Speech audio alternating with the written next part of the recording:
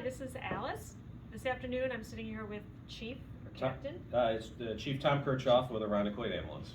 Yeah, and we have given this year Aronicoit Ambulance the Persons of the Year award. This past year, we've heard some great stories about your crew going above and beyond their regular days that they do, but so we've heard a lot of great things about you, and we really appreciate you and our community and all that you do for us. So maybe you can tell us a little bit about the history of Aronicoit Ambulance. Sure thing. Aronicoit Ambulance was founded in 1982. It was a number of people in the community that thought we needed a local ambulance service in Aronicoit. They formulated an ambulance corps, started running out of the old Abraham Lincoln School over on Noran Drive. Started with a used Buick wagon pretty much, and we had a few hundred calls the first year. And as we have transitioned up into 2022, we've gone from that few hundred calls a year to just shy of 7,000 calls last year. We primarily serve the east side of Aronicoit, covering the fire districts of Point Pleasant, Ridge Culver, and Seabreeze and Laurelton are our primary areas.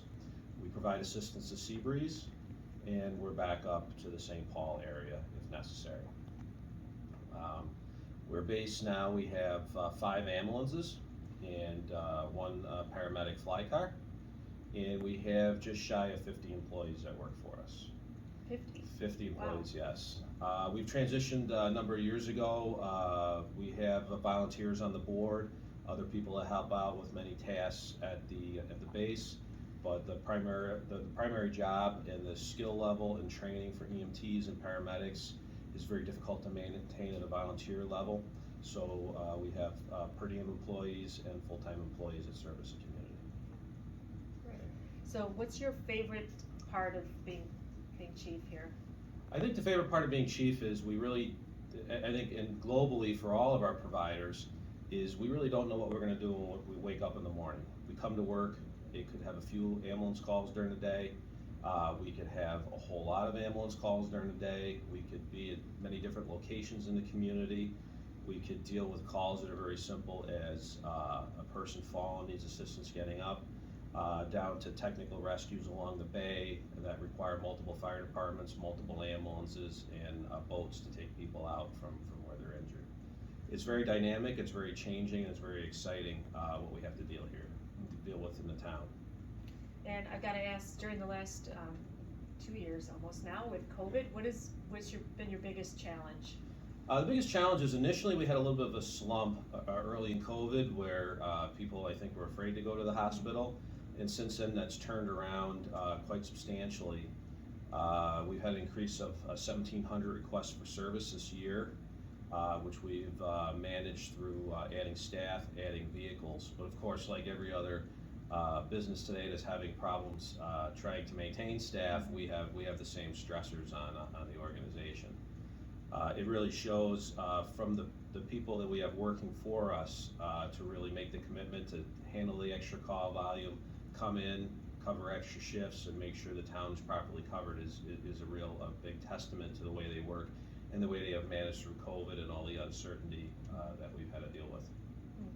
And how do you maintain all of this? Is it through tax dollars or through donations? Aronicoit Ambulance is a not-for-profit ambulance agency.